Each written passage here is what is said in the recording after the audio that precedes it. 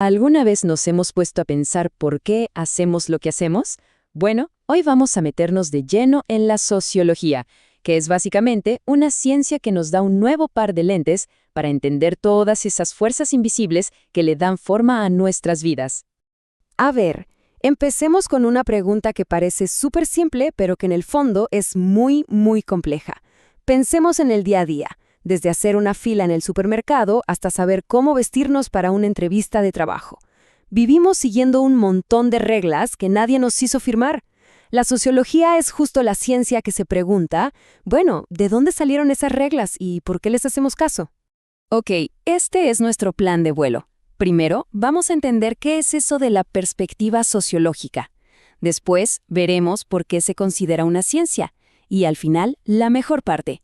Vamos a analizar la sociedad a través de las ideas de tres de sus más grandes pensadores, Marx, Durkheim y Weber. Así que empecemos.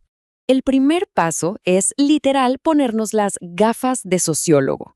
¿Y qué significa esto? Significa dejar de enfocarnos solo en las decisiones de una persona y empezar a ver los patrones, las tendencias generales. Por ejemplo, en lugar de preguntar ¿por qué Juanito eligió ser ingeniero?, la sociología se pregunta ¿qué fuerzas sociales, qué factores hacen que ciertos grupos de personas tiendan a elegir ciertas carreras y no otras? Es cambiar el zoom, ¿se entiende?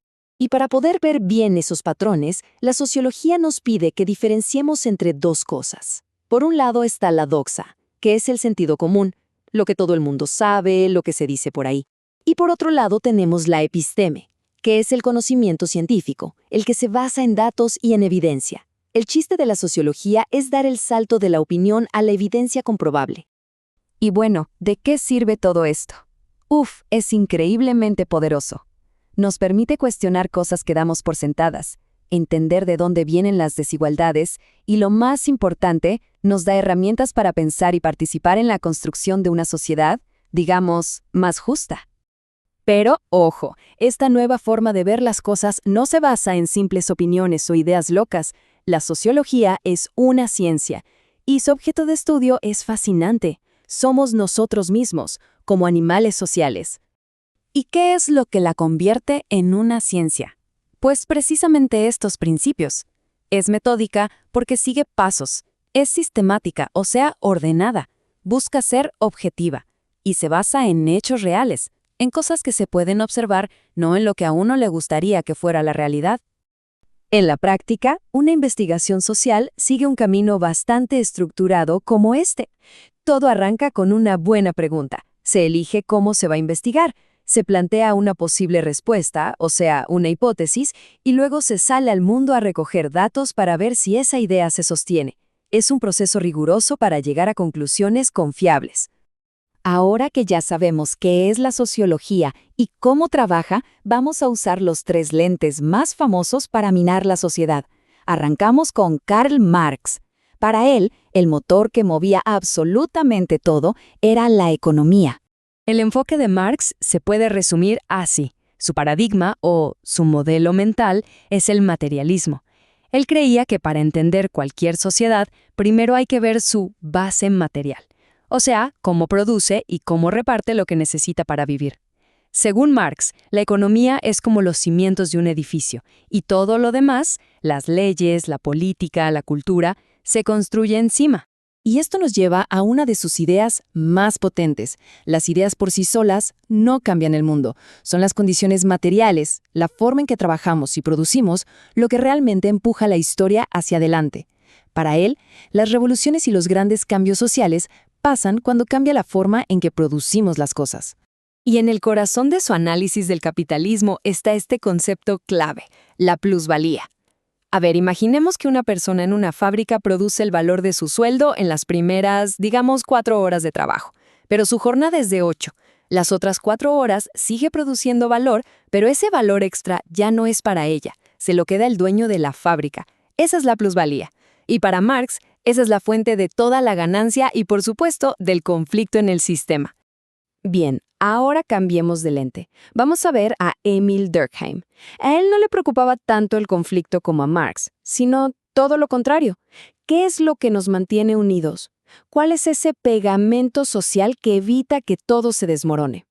El enfoque de Durkheim era positivista. Esto quiere decir que él quería estudiar la sociedad con la misma rigurosidad con la que un biólogo estudia una célula. Su objetivo era encontrar hechos sociales y tratarlos como si fueran cosas que se pueden medir y analizar de forma objetiva para descubrir las leyes que nos gobiernan.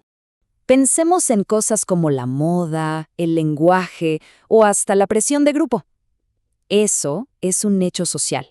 No es algo que cada uno de nosotros inventa, sino que ya existe afuera y ejerce una fuerza que nos moldea, que nos empuja a actuar de cierta manera. Esa es la fuerza coercitiva de la que habla Durkheim. Y llegamos a nuestro tercer y último lente, el de Max Weber, que nos propone algo distinto. Si para Marx todo era economía y para Durkheim todo era la estructura social, para Weber la clave estaba en las ideas, en los significados que las personas le dan a lo que hacen. El paradigma de Weber es comprensivista, porque lo que busca es comprender, más que solo explicar desde afuera. Su método es interpretativo. No es suficiente ver lo que la gente hace, hay que interpretar por qué lo hace. La pregunta fundamental para él es, ¿cuál es la motivación detrás de esa acción? Y él clasifica esas motivaciones. A veces actuamos de forma racional para lograr un objetivo, como estudiar para pasar un examen. Otras veces por valores, como ir a una marcha por una causa en la que creemos. También actuamos por afecto, por emociones, como cuando abrazamos a alguien. O simplemente por tradición, porque siempre se ha hecho así. Para Weber, el tejido social está hecho de la mezcla de todas estas acciones. Entonces, tenemos estas tres perspectivas que parecen tan diferentes. La pregunta del millón es, ¿cómo encajan? ¿Se pelean entre sí o se pueden complementar? Vamos a ponerlas en diálogo. Aquí se ve el contraste de una forma súper clara. Para Marx, la palabra clave es conflicto, que nace de la economía.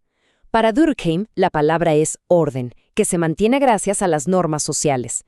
Y para Weber, la clave es el sentido, el significado que le damos a nuestras acciones. Tres gigantes, tres formas de ver la misma realidad social.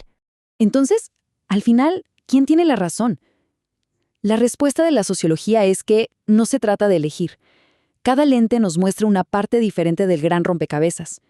Solo cuando usamos los tres podemos empezar a tener una imagen mucho más completa y rica de nuestra vida social, que es increíblemente compleja.